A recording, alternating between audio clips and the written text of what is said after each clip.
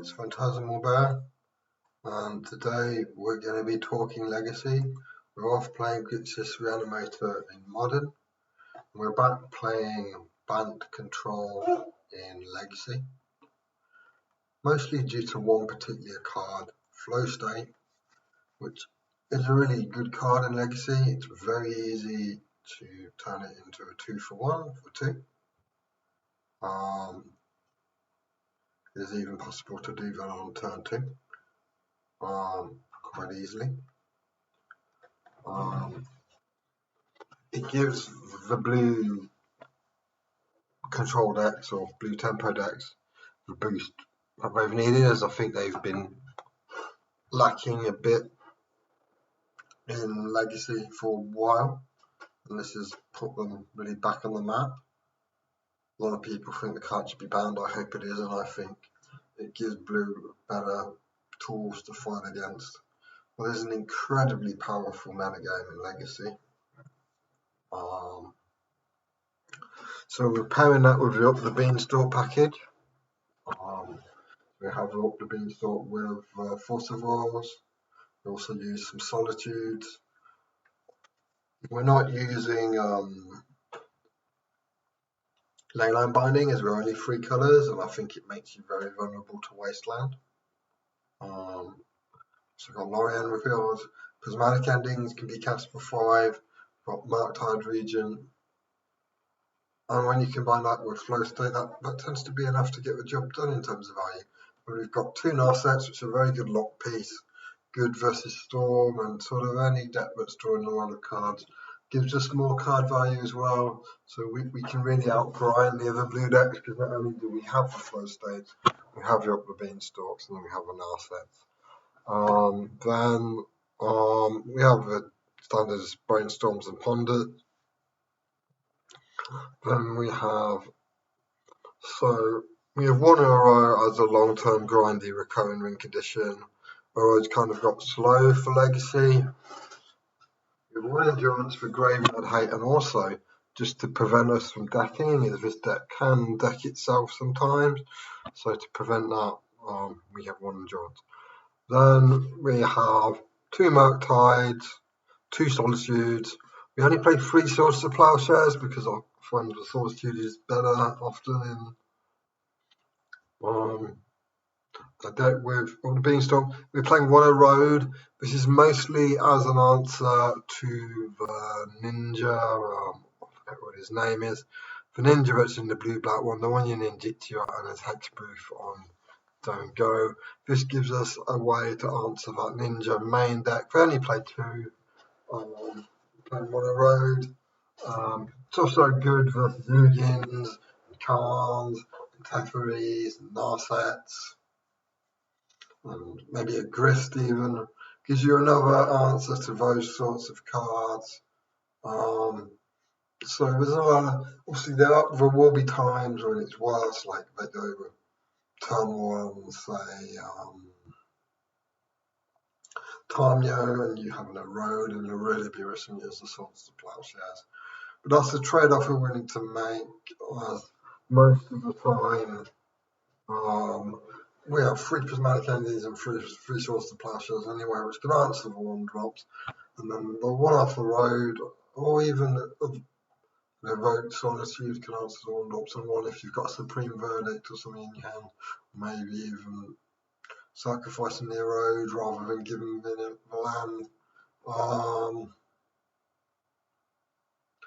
That's the way. So it's got a lot of value, and then we've diversified our threats. As Entreat tends to be very strong versus for sort of grindy fair non-blue decks.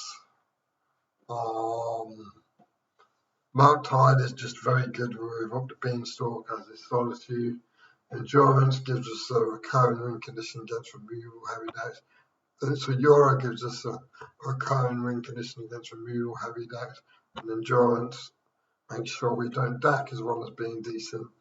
Versus Reanimator, we have now the mana base is a little dodgy, as mana bases tend to be in Legacy, because you have to play around the moon effects, You have to allow your ponders and brainstorms and flow states to do some work in fixing your mana as well as with Lorians. So we have 1, 2, 3, 4, 5, 6, 7, 8, 9, 10, 11, 12, 13, 14, 15, 16. Counting the Lorien, so 16 blue sources without Lorien. With Lorien, we have 18. White, 1, 2, 3, 4, 5, 6, 7, 8, 9, 10, 11, 12, 13, 15 with Lorien, 13 without. That's okay. It's not. You'd like one more white source, really, and you'd ideally like 14 sources to be able to play Prismatic Ending of Swords and turn 1, but it's just not quite doable, as I think the one wasteland is necessary, as there are some lands that just need answering, and I'd like another one, but wastelands become demands less wastelands than it used to.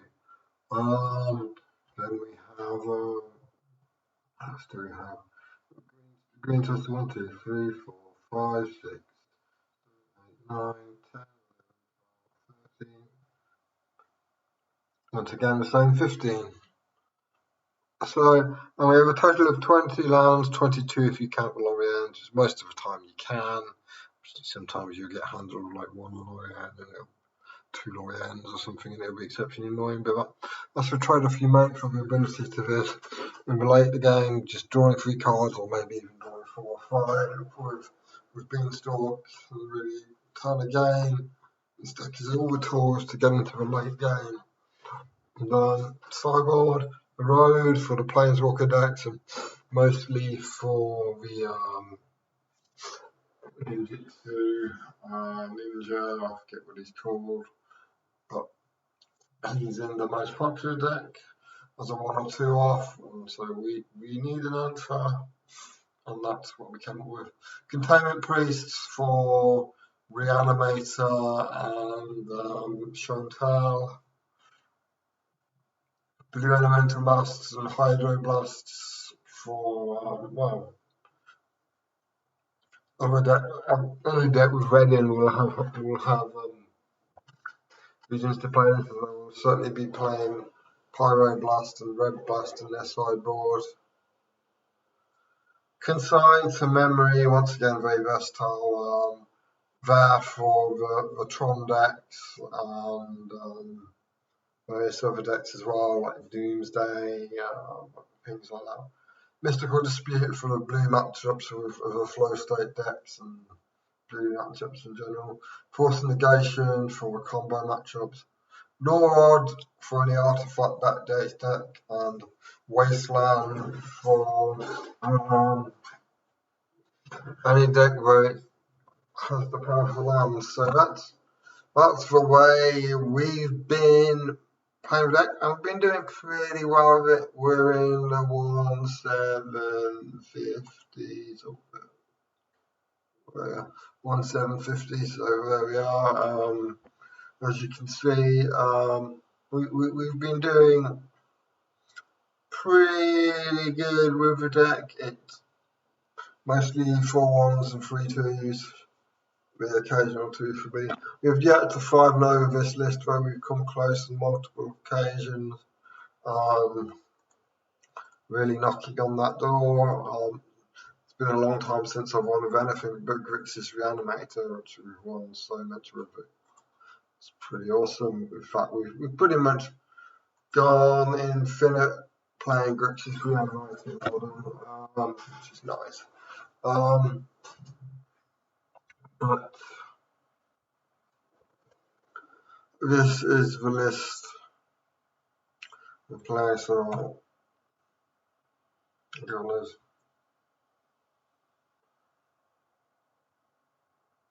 How many play points is it we've got? We've got almost 3,000 play points. So yeah, we're kind of going infinite, mostly thanks with Grixis Reanimator, but we've been doing decent with this deck too. This deck's been turning over a nice little profit. We were going to do a league, but the leagues are paused for some unknown reason. I don't know why. So let's do a breakdown of the matchup. So, give me a tempo. It's you kind of have the grindy game. For them, it's all about basically it's mostly about, there are other ways you can lose, but mostly the most common way you'll lose is they manage to ninjutsu out Kaito. You can use the Tamio, but it's unlikely. Bowmasters can get you occasionally, but they don't have to happen that much. The most common way you lose is Kaito, or you just tend to outvalue them as you have the beanstalks, they can't answer once and play, and as well as the flow states they have and the Narset. So for them it's all about Kaito. For you it's just about playing the value games. We tend to be pretty good at that. Then let's have a look at second place Doomsday. I haven't come across Doomsday much. Haven't come across it in all honesty. I think you obviously bring in your consigns here as it stops the fastest trigger. It also stops the Fantastica, which is their kind of new plan here. And I think it should be an okay matchup once again. I honestly haven't had much experience of playing it. So there we go. I haven't come across it. Is it Delma? Yeah, this is a reasonable matchup. Once again, you outgrind them. The way you tend to lose is to Corey Steel Cutter just like overwhelming your answers. So you want the red blasts, you want that. You want to try and stop Corey Steel Cutter getting on the board. They occasionally will out flow state you if they draw more flow states, but you are favoured in the value game. But sometimes they will just draw a load of flow states and value you that way as well. It's either Corey Steel Cutter or flow state that tend to get you. You are favoured in the value game because you have, as I said, the up the beanstalks as well as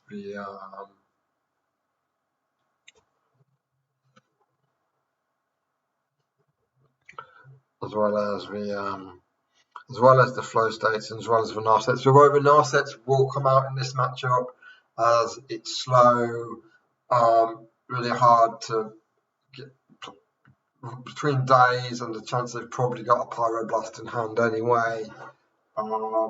I don't like Narset in this matchup, so I'd recommend taking them out. Magnus Reanimator. So if they get the explosive starts with Reanimator, unless you've got an extremely good hand, there's not much you can do. I mean, like Reduction's a bit all in on Faithless Looting. Notably, they are playing Collective Brutality, which now makes Containment Priest less good than it was. But I think it's still worth it. Because I think it's still worth it because the numbers vary, but generally it's 1 or 2.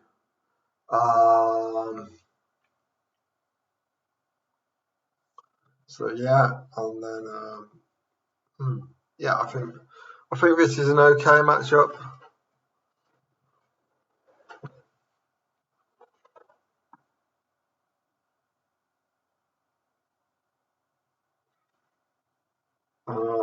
Once again, I haven't come across it much. Not this particular build, it seems. And then sneaking. So we have come across this a couple of times. There are various versions of this.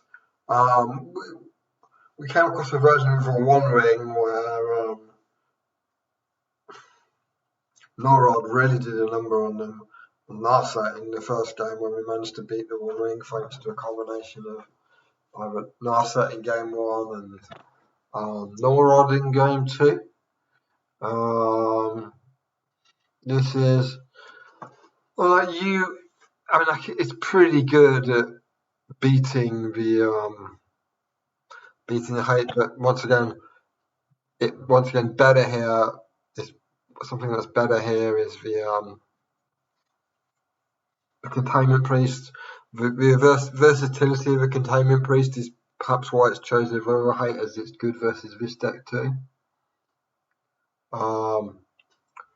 Be aware they have hexing sculptures, so maybe keeping some, what do I call it? Swords to Plowshares. They tend to be off the defense grid pan, so there's not much point in keeping in prismatic endings. If I was probably keeping like 3 swords, maybe 1 prismatic ending just in case of the defense grid, but I don't see many lists running that. Then we have Azorius Tempo. This is a favourable matchup. You are grindier than them in general. Once again, they're up the beanstalks combined with the Narcissus. You can just outgrind the majority of the blue decks. Once again, this deck isn't even playing. You can outgrind this deck. I find. And then blue artifacts. Once again, no rods really shine here. They basically win the game if they resolve. They don't really have an answer. They can't do a fat lot once the no rods in play. Otherwise, it's reasonable. The no rods really shine here. But with Boros Energy, they can be really fast and they can play value too. But if you get a draw with enough disruption and get some early value in, then you can start to seize control. So it's reasonable. Lands haven't come across it. I imagine this is worse than it used to be. As we're down on the number, basically your force of negation is better and endurance of a card you want to deal with the life emblems, and we're down on the number of both those cards because well, pretty much because there's less of these decks. It's not showing up very much. More of this shows up, then you want to add more endurances, you want to add more force negations. Some cards can be very good versus that deck. We do still have the these matches can be quite grindy, and a way of winning this matchup is with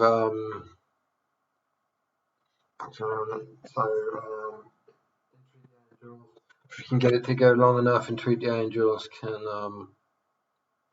really help.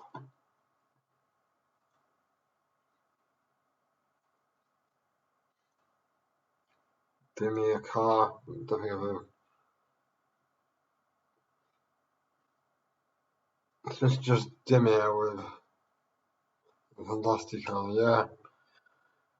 This just looks like a worse version of the number 1 deck. Never come across it. I assume it's more favoured as we can answer the fantastic car a lot more easily than we can answer the ninjutsu guy.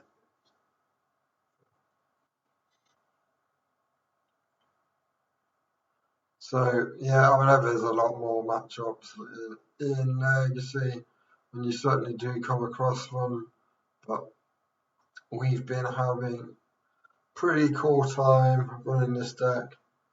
It's providing a nice change of pace from modern. At the moment, we're suffering from the Pro Tour effect where everyone's playing Pro Tour lists, so the lists are a little better than they normally would be. They're better tuned as they're built by a pro player. The environment's also become pretty hateful for animation strategies, as Goryo's is now the most popular deck. So there's a lot of hate at the moment for reanimation strategies. That plus the proto effect where your numbers are suffering by 5 to 10% dip in almost any matchup just because the decks are better constructed because most of them are just proto lists. I would say that I've shifted to Legacy where I'm really enjoying playing with Flow State. It's nice to play something really grindy and controlling again. And have some fun playing that. I've been working on this list as I always do, and this is its current iteration. It's pretty cool.